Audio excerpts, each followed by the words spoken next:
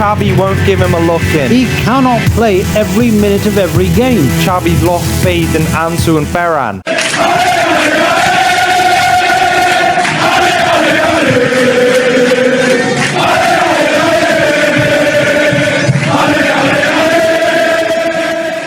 What's up, coolers, and welcome back to Barça Dream Team.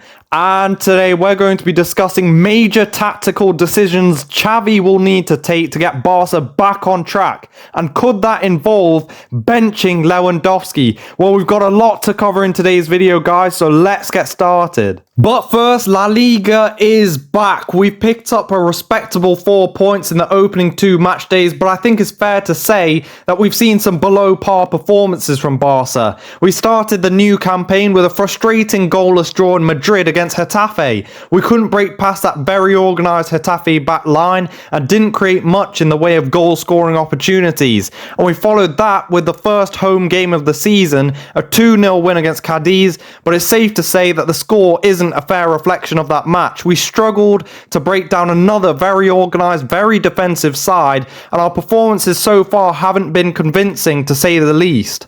Lewandowski hasn't got off the mark yet in La Liga, failing to score in both games. He's kind of drifting through matches without making a huge impact on the game like we're used to seeing.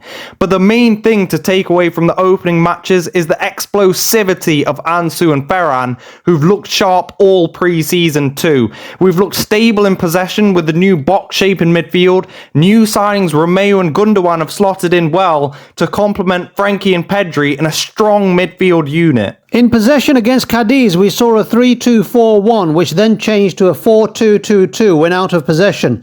The box in midfield comes at the cost of a forward spot, depending heavily on our two forwards, Lewandowski and Lamine, to create a goal-scoring opportunity out of nothing.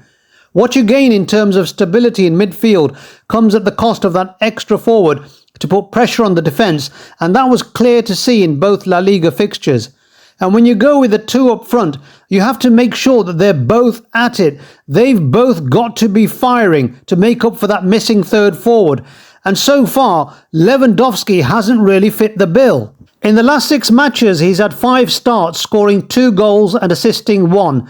Now, that's not bad at all, but the numbers aren't everything. We've seen a considerable decline in Lewandowski's involvement in matches. He's getting fewer touches, and when he is on the ball, he's far too deep to carve out a chance. He's looked sluggish so far, his decision-making has slowed down, and he hasn't come back fully match-sharp this season. And I wouldn't be that worried if this was just a 6-game spell of poor performances, but this is just more of the same from last season after the World Cup. Towards the back end of last season, we were crying out for Lewandowski to finish big chances at a time when we didn't have a lot of options. So we shouldn't be overplaying Lewandowski. We've got much better squad depth in the forward line than we did last season. So that's why I feel like leaving Ferran out of the team is criminal. The man is firing, but Xavi won't give him a look in. He didn't feature in the La Liga opener, and he got a small 5-minute cameo in the Cadiz match. Now let's remember, guys, we were struggling to score. It was painful to watch, but this guy comes on and bang, he gets a goal. And Ansu too, he's looking sharp. You can see he's fired up. He's more of a threat than last season. But when you look at how many minutes these two have had, it's shocking. I don't understand why Xavi's lost faith in Ansu and Ferran.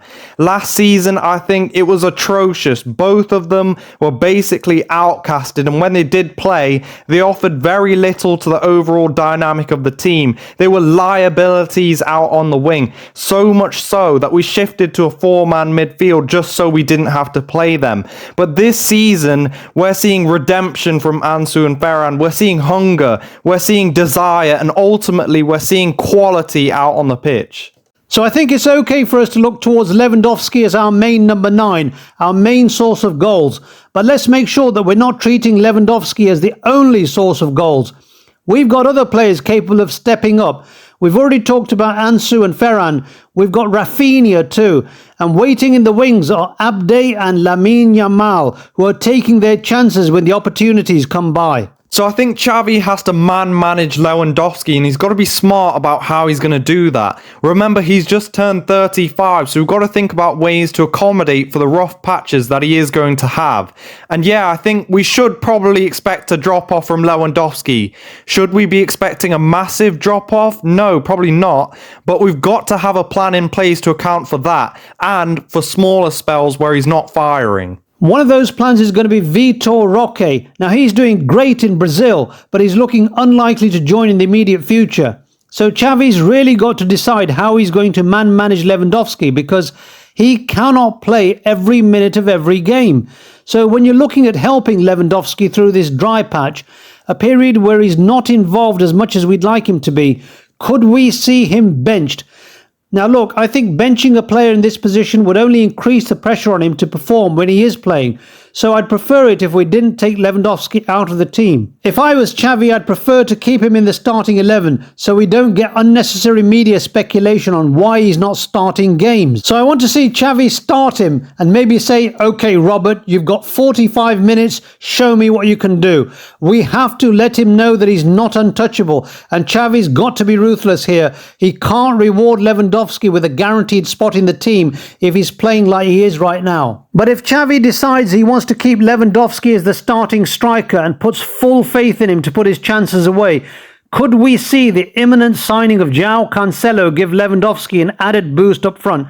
Because Fabrizio Romano says that deal is just a matter of time. The player will be in Barcelona in the coming hours.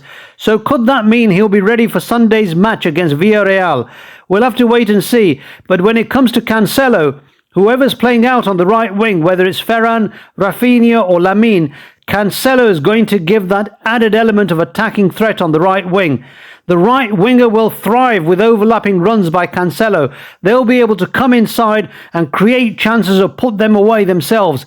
And could that added attacking threat, alongside the extra forward, be that added push that Lewandowski needs to get off the mark in La Liga? So let us know your thoughts in the comments, guys. What do you think of the four-man midfield? I think Pedri's not as effective when he has to play in wider areas of the pitch.